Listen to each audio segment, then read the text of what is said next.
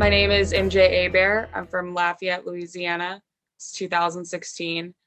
And I've just met someone that I have overwhelming feelings for. And I fall into a whirlwind romance with them. Uh, about 3 months into that, we end up engaged. When I met this person who I became engaged to, I was very hyper feminine. I was wearing like very provocative and suggestive clothes, like short shorts and crop tops. I basically looked like a little tart.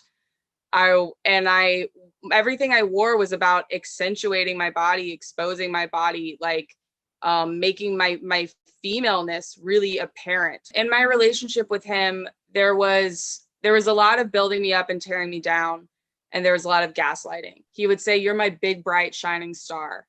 Like, you're the most special, perfect thing in the world, and nobody can protect you from the world except for me." Over the course of the relationship, I started to experiment more on the journey I was on with gender. I started to not welcome the attention that I was getting from the way that I was dressing. And it became sort of a protective thing for me to dress a little bit more androgynously, call less attention to my body or to the femaleness of my body. And that wasn't necessarily met with welcome from my partner.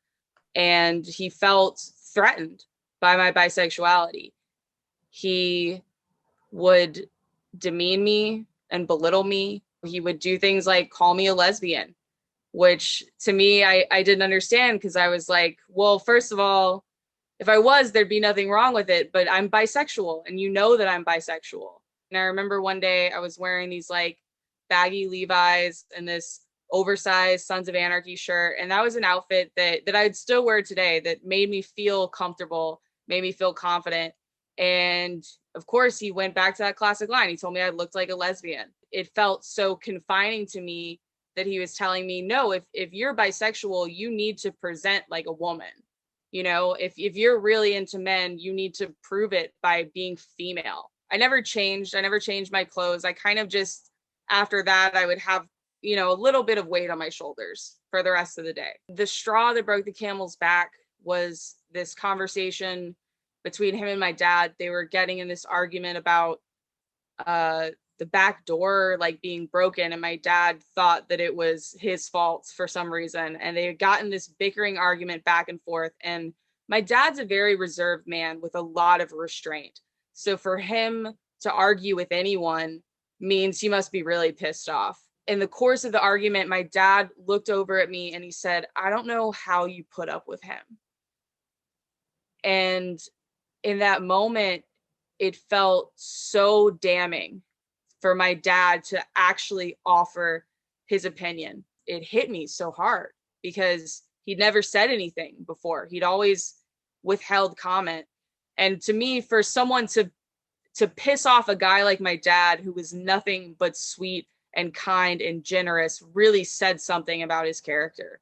I don't remember the fight that finally was the end. I just remember that at one point I told him to leave and that I didn't want him to come back. I remember after he left, this one night I was like lying in bed and I like started crying because I was so happy.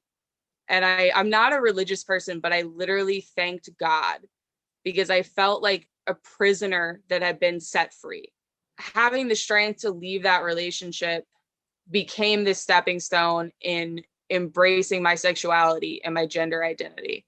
And I can remember this night that I went out downtown on Jefferson Street in Lafayette, and I was wearing basically the same outfit that I'd been wearing when my ex called me a lesbian, like baggy jeans, big t-shirt, and I had this like swagger to me. I felt so confident, so much like myself. I felt like I was inhabiting my body in a way that I hadn't been able to before, because I wasn't dressing for anybody else. I was just dressing for me.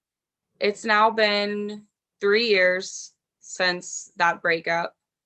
and I feel stronger and more confident than I ever have. I also underwent sort of a transformation in terms of how I identify myself, because when this story began in 2016, I was this femme presenting woman and I was going by Madeline, which is my given name. And in the time since then, I've started to go by MJ.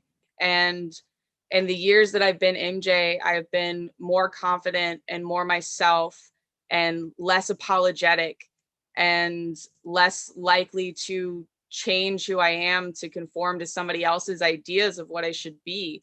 Now I just am, and there's just flow, and I just exist, and I'm not trying to fit myself into any box. And I know now that anyone who tries to fit me into a box, that's not love.